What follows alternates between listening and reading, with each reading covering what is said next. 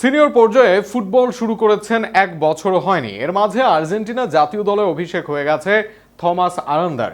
যে অভিষেকে Lionel Messi, Diego মারাদোনার record ভেঙেছেন এই তরুণ। ১৯ বছরের আরান্দাকে ভাবা হচ্ছে আগামীর ভবিষ্যৎ। কিন্তু কে এই আরান্দা, কেন তাকে নিয়ে এত আলোচনা? তার মেসি ও মারাদোনার রেকর্ড ভাঙা নিয়ে থাকছে প্রতিবেদনে। হন্ডুরাসের বিপক্ষে মাঠে নামেন ম্যাচের ৮১তম মিনিটে। এরপর ১০ মিনিট খেলেন জাতীয় দলের জার্সিতে। একই সাথে দলের জয় নিয়ে ছাড়েন মাঠ। মুহূর্তটা আরান্দার জন্য হয়ে থাকবে স্পেশাল। কিছুদিন আগেও কোনো আলোচনায় না থাকা আরান্দা এখন আর্জেন্টিনার জাতীয় দলের এক খেলোয়াড়, আর সেখানে রেকর্ডের পাতায় নাম লিখিয়েছেন আরান্দা। বোকা জুনিয়র্সের যুব দল থেকে এই মৌসুমে বোকা জুনিয়র্সের সিনিয়র দলে আসেন থমাস আরান্দা।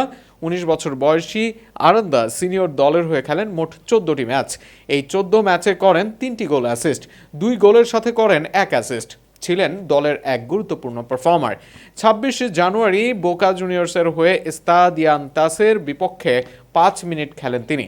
সেখানেই হয় তার ক্লাব পর্যায়ে অভিষেক। এরপর ১২৯ দিন পর আমেরিকান হিসেবে ৬ জুন আরান্দা খেলেন আর্জেন্টিনার জার্সিতে।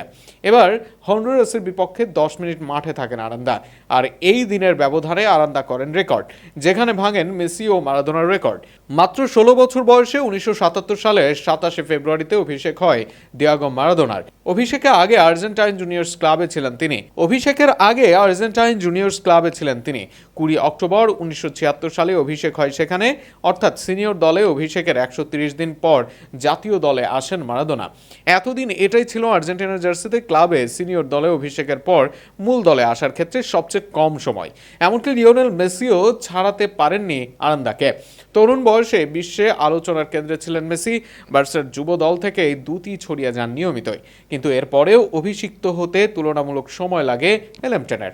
বার্সার সিনিয়র দলে ৩০৮ দিন খেলার পর আর্জেন্টিনার জার্সি গায়ে জড়ান মেসি, তবে আরান্দা নেন অর্ধেকের কম সময়। ২০০৭ সালের ৯ মে আর্জেন্টিনার সিউদাদেলায় জন্ম নেওয়া আরান্দা ছোটবেলা থেকেই প্রতিভার ছাপ দেখান।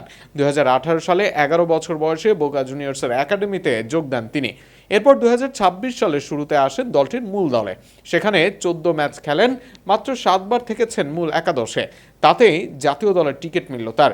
আক্রমণাত্মক মিডফিল্ডার হিসেবে তার সবচেয়ে বড় শক্তি হলো সৃজনশীলতা বা ক্রিয়েটিভিটি।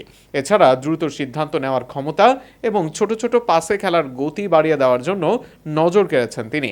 ২০২৬ সালে সিনিয়র দলে সুযোগ পাওয়ার পর গোল ও অ্যাসিস্টের পাশাপাশি ম্যাচে ছন্দ নিয়ন্ত্রণ করার ক্ষমতাও দেখিয়েছেন, যে কারণে মাত্র অল্প দিন দেখেই বিশ্বকাপের আগে তাকে জাতীয় দলে এনে অভিষেক করান স্ক্যালোনি। প্রতিভাবান এই আর্জেন্টাইন আগামী দিনে আরও ভেঙে দিক মেসি, মারাদোনার রেকর্ড, সেটাই চাওয়া থাকবে ভক্তদের।